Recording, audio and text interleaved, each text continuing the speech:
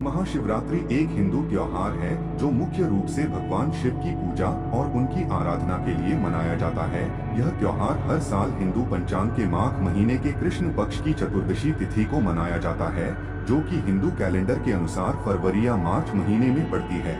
शिवरात्रि का महत्व बहुत है, विशेषकर उत्तर भारत में इसे भगवान शिव के विवाह की तिथि के रूप में भी जाना जाता है। इस दिन शिवजी की पूजा, व्रत, ध्यान और महामृत्युंजय मंत्र का जाप किया जाता है। यह त्योहार भक्तों को मोक्ष की प्राप्ति के लिए आशीर्वाद प्रदान करता है और इसे भगवान शिव की कृपा की दिन माना जाता है।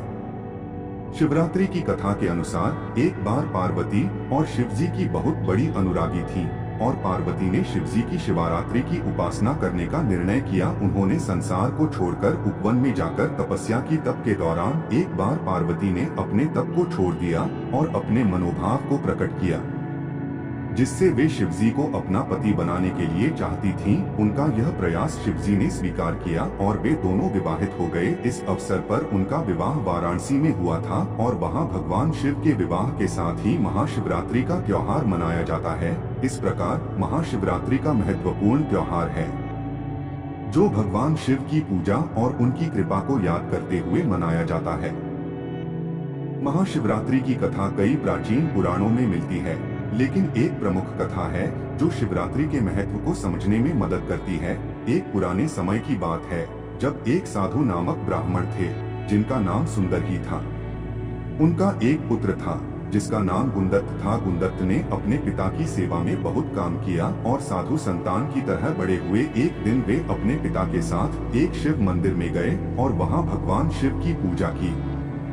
रात के वक्त उन्होंने पूजा के लिए जागरण किया और भगवान शिव की आराधना की ध्यान में लिप्त होकर वे जो ही नींद में गिरे, एक भूत उनके सामने प्रकट हुआ। वह भूत भयानक रूप में था और उसने गुंदत्त को मारने की धमकी दी। गुंदत्त ने अपने पिता से इसे लड़ने का निवेदन किया, लेकिन सुंदर ने उन्हें बताया कि उन्हें इसका समाधान नहीं मालूम।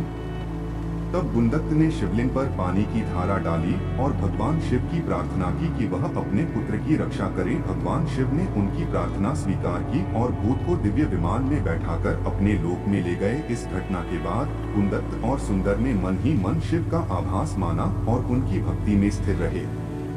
इस प्रकार शिवरात्रि की कथा महत्वपूर्ण संदेशों के साथ हमें भगवान शिव की प्रार्थना, ध्यान और आराधना के महत्व को समझाती है।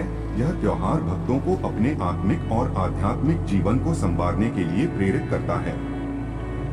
बिल्कुल, महाशिवरात्रि एक महत्वपूर्ण हिंदू त्योहार है जो भगवान शिव की पूजा और आराधना के लिए मनाया जाता है।